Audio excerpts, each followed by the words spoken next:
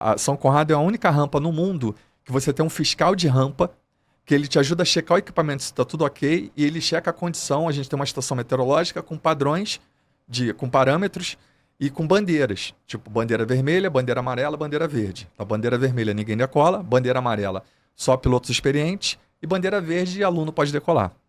Então a gente tem todo um controle que, cara, eu já rodei rampa no mundo inteiro. Você vai Suíça, França, Áustria, Estados Unidos, e não tem isso, de você ter esse controle de operação. E a gente tem esse controle lá.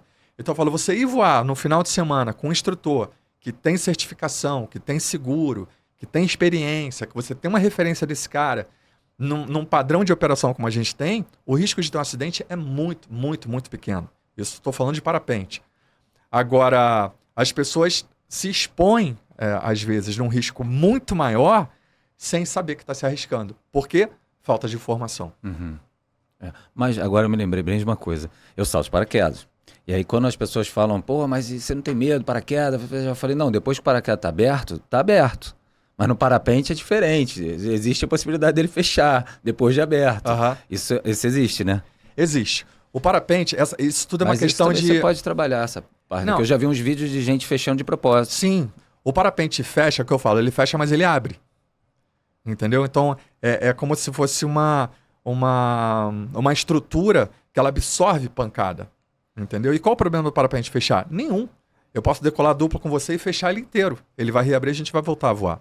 Então, eu tenho homologações de parapente diferentes para iniciante até avançado, que ele vai ter um comportamento mais suave ou não tão suave, mas vai ter mais performance e vai de acordo com a experiência do piloto usar. O parapente que a gente usa para voar duplo é um parapente de aluno, se eu fosse comparar para o padrão de segurança dele, né? Para a segurança passiva dele. É uma mãe. Então, você tem casos de voar e ele tomar fechada e ele vai reabrir e vai continuar voando. O problema do voo livre não é isso. O problema é você se colocar numa condição meteorológica que não está favorável para o voo. Isso é que vai causar o acidente.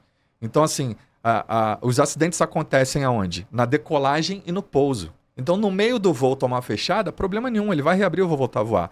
Só vai ser um susto do caramba. É um susto, mas eu tomei uma pancada e, eu tomei ele twistou, como a gente fala, e eu tenho que jogar o reserva. Beleza, você vai descer de paraquedas, entendeu? Mas o mais grave é onde? Decolagem e pouso. Nesse momento, você não é essa questão de tomou fechado ou não, entendeu? É o cara fazer uma aproximação, saber o que está fazendo.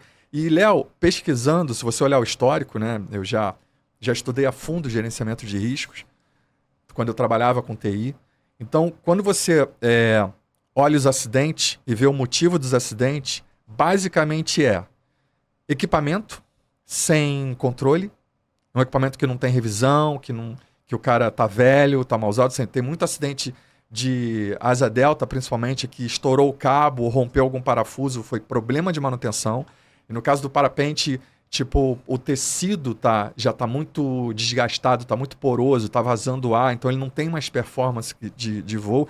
Ah, mas e se estourar a linha? Aquela linha não arrebenta, é a coisa mais rara do mundo. Já teve caso de acontecer de ele arrebentar, mas era um parapente assim velho, sem manutenção, que o cara tá usando força na barra. Mas essa linha é forte pra caraca, né? Muito, uma linha daquela aguenta 200 quilos. Entendeu? Então o problema não é esse. A grande causa do acidente na grande maioria das vezes, assim, 90%, o piloto tá voando numa condição que não era para estar voando. O cara tá forçando a barra. E em segundo lugar, equipamento velho, sem manutenção. Então hoje lá em São Conrado, a gente resolveu esses problemas como? Os equipamentos, eles depois, toda vez que eu voo e eu faço uma matrícula, ele tem um contador. Quando ele chega num determinado número de voos, eu sou bloqueado no sistema e eu sou obrigado a mandar o parapente para uma revisão. E a parte de meteorologia, a gente tem uma estação meteorológica na rampa e no pouso, e esse controle de bandeiras, junto com os fiscais que liberam se a condição está boa ou não.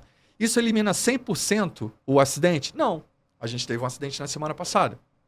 Não elimina. Mas você traz esse percentual de acidente a muito pouco.